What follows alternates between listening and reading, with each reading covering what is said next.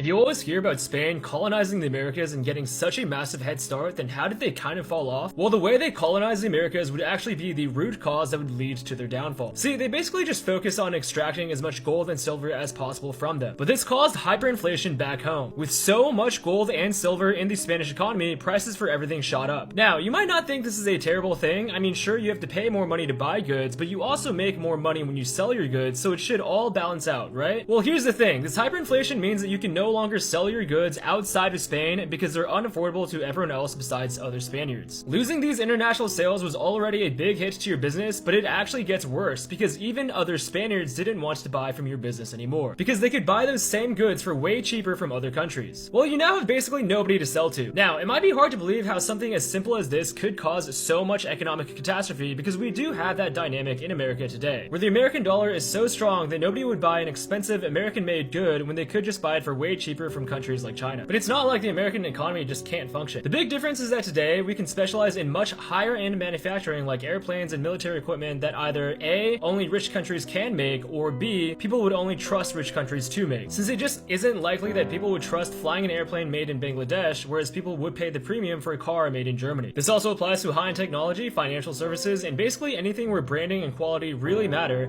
so people living in countries with strong currencies today obviously aren't just completely screwed. Well, the economy was nowhere near this complicated back in the 1500s. This is oversimplified, but people kind of mostly made the same things, and it's not like the Spaniards could just start producing airplanes to sell, meaning Spanish businesses did kind of just suffer. So the country was making more and more of its income just from taking gold and silver from its colonies, rather than having more productive industries as a stable bedrock for economic growth. To make matters worse, all this new wealth wasn't very evenly distributed amongst the people, which causes even more problems. See, if this new wealth benefited the people and not just a few elites, then the people could use that extra wealth to invest in education, and Spain could have the most skilled workforce in the world capable of making groundbreaking innovations like starting the Industrial Revolution, for example. But that's not really what happened. The poor were basically still just poor. In fact, it was even harder for the poor to build the resources necessary to develop into their full potential as skilled and economically productive members of society because the Spanish tax system was actually regressive, meaning the poor had the largest tax burden since the rich had so many loopholes that they could use to avoid tax. Not only did this keep them poor, but this also meant that the Spanish government wasn't very well funded since it's hard to collect that much tax from people who don't have that much money to tax. Well, that would be a pretty big problem because the government needed money to fund a lot of wars. See, when you're the top country in Europe, you're also public enemy number one in Europe, and you have to fight a lot of war to keep your position. And do you know what makes fighting this war even harder? Not being able to produce essential services within your country. See, Spanish industries got hurt so badly that even essential wartime industries didn't survive, and Spain was importing these essential goods from foreign suppliers. This was a problem because when you're at war, those foreign suppliers can get cut off. And in one Spanish militia, 70% of its men had to fight unarmed, meaning they had to use swords against enemies that were equipped with firearms because Spain didn't have enough gunpowder to go around. And in one catastrophic battle against England, the Spanish Armada was destroyed, meaning they basically didn't have a navy anymore to defend their trade routes with their colonies, and it had to be completely rebuilt. All of this gradually weakened Spain severely, but the thing is, if you're going to be a colonial power, you have to demonstrate strength. I mean, that's the only reason your colonies feel like they need to listen to you to begin with. Well, the colonies sensed weakness and began declaring independence. Spain wasn't able to hold on to them,